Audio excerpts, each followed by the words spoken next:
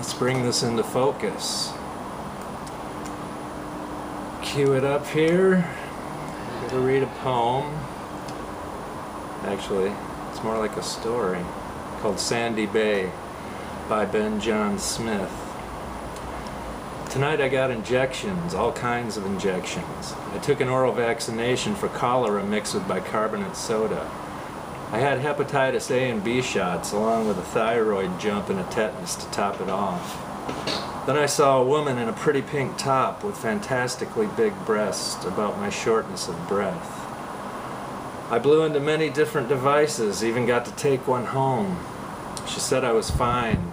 Checked my MRIs, x-rays, blood tests, urine samples, and chest scans.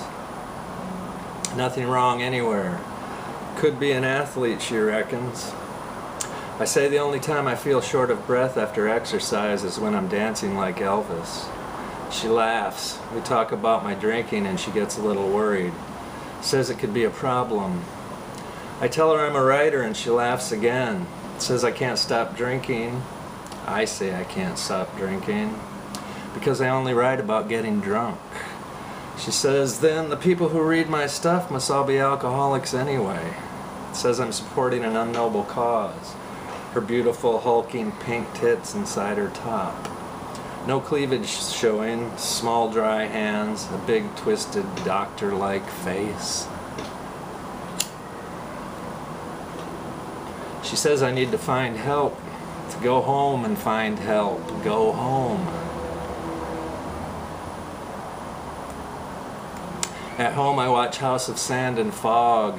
After all the needles, band-aids over the puncture marks in my skin. I watch the film alone and drink wine. A lot of wine. When it finishes, in the dark by myself, I put my head in my hands and cry. I cry a lot. I cry for a long time. Big sobs coming from nowhere. I cry like a grieving widow. I cry for a lot of things. I cry for the white of the toilet bowl that shines in the lampshade. I cry for two people I email a lot, maybe three. I cry for Israel and the ocean, lions and MacBooks, iPods and vaginas, English language and Hebrew. I drop a few for England and my overseas sister I never speak to.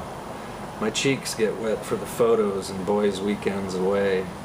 Surfing and friends that are girls. Centrino, avocado, tattooists, the guys at the pub, locals, landmarks, lovers.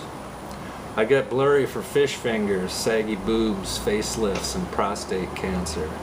I watch House of Sand and Fog and I cry for the serious, for the math teachers and the artists, for breakups and hang-ups, jealousies and stories.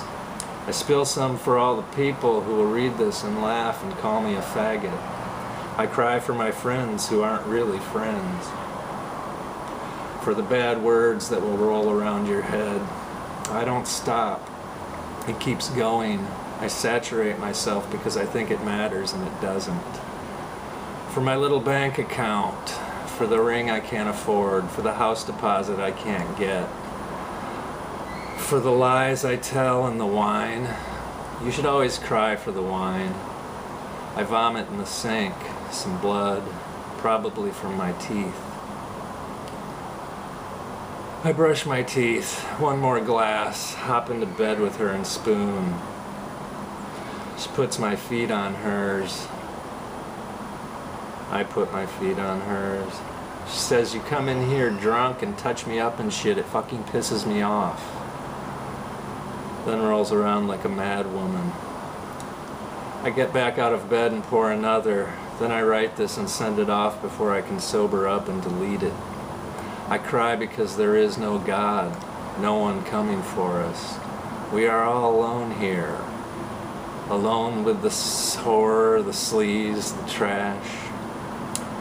We are all alone.